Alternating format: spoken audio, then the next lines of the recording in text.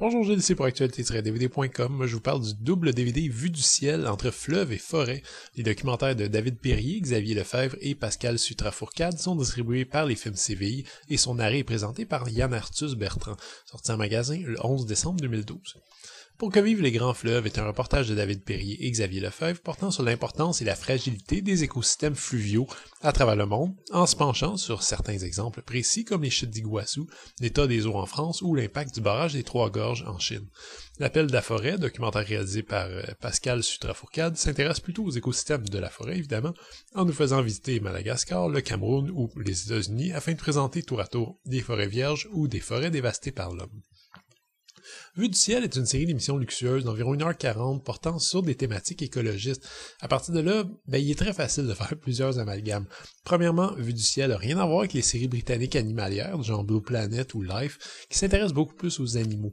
Ensuite, et c'est une confusion qui, à mon avis, a été un peu prévue par les producteurs, Vue du ciel n'a que très peu de lien avec les œuvres La Terre vue du ciel, livre de photographie et documentaire de Yann Arthus Bertrand, qui, par ailleurs, s'occupe ici de la présentation, de la narration et de la coproduction.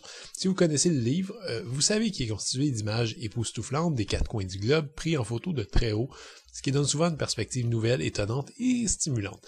Et si je me fie aux deux épisodes présents dans cet ensemble, j'ai l'impression que le titre Vue du ciel donné à la série ne l'a été que pour surfer sur le succès de Yann Arthus Bertrand, sans doute avec son approbation.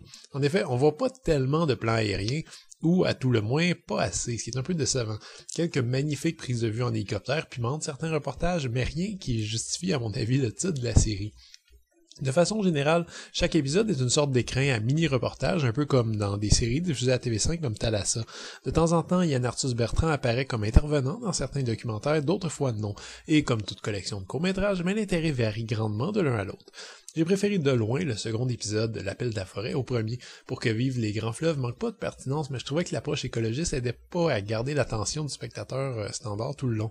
Les sujets en rapport avec les fleuves sont aussi un peu moins originaux et innovateurs que ceux qu'on voit dans L'appel de la forêt. Heureusement, et c'est une autre grande différence avec les documentaires plus confortables de la BBC, l'équipe de Vue du ciel n'hésite pas à prendre des risques pour chercher des images et traiter de sujets plus controversés. Dans Pour que vivent les grands fleuves, par exemple, leur couverture de l'impact socio-écologique de la construction du barrage d'Itaipu au Brésil a résulté en une éviction en bonne et due forme du pays. Dans L'appel de la forêt, l'équipe n'a pas hésité à faire un travail d'enquête pour mettre à jour une partie d'un système de corruption assez gigantesque dans l'industrie de la coupe du bois au Cameroun.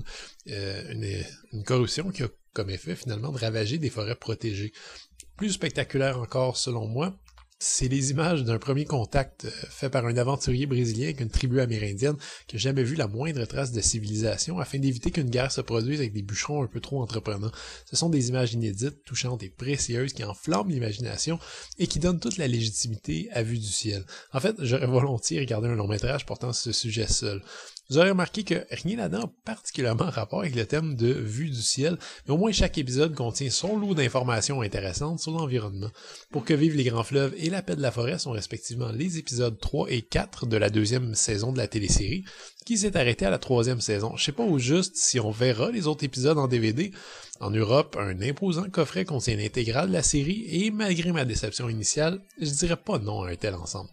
Les DVD sont présentés à 1/78 anamorphique dans le ratio original et les pistes audio sont en français 2.0. Malheureusement, rien en termes de bonus, j'aurais pas dit non à des scènes supprimées ou allongées, mais bon, on va faire avec. Les deux épisodes de Vue du ciel qu'on retrouve ici m'ont un peu pris par surprise. En fait, on a été tellement habitués ces dernières années à des documentaires un peu plus neutres et contemplatifs sur la nature que je m'attendais pas à un truc aussi engagé. Il y a eu un effet de saturation chez le grand public qui en a eu un peu ras-le-bol des messages alarmistes. C'est vrai qu'on en a eu beaucoup. Le problème, c'est qu'il y a à peu près rien de réglé. Je salue donc le courage des producteurs de Vue du ciel d'aller un peu à contre-courant de l'effet de mode et de rentrer droit dans le vif du sujet en présentant des paysages dévastés et des statistiques assez terrifiantes. Yann Arthus Bertrand a beau soutenir que les épisodes sont résolument optimistes, j'ai parfois beaucoup de difficultés à le rester. C'était Gilles, merci, bon visionnement.